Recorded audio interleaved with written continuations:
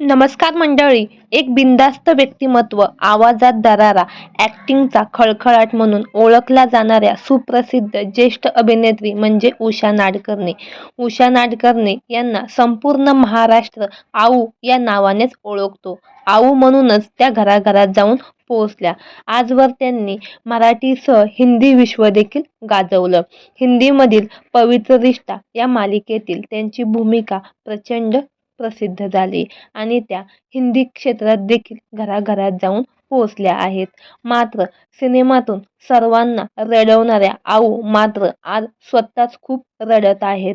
त्यांच्यावर भला मोठा दुःखाचा डोंगर कोसळला आहे. तर काय आहे संपूर्ण माहिती जाणून घेऊ. तत्पूर्वी आपल्या चॅनलला सबस्क्राईब आणि लाईक केलं नसेल तर नक्की करा.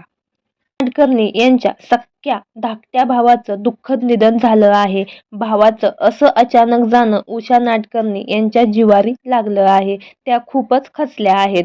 उषाताई यांना 2 भाऊ आणि 1 बहीण होती. एक भाऊ त्यांचा बऱ्याच वर्षापूर्वी निधन झाले, तर बहीण देखील 2016 साली देवाघरी गेली. त्यामुळे मंगेश कलबाग हा एकमेव भाऊ त्यांच्या पाठीशी खंबीरपणे उभा होता.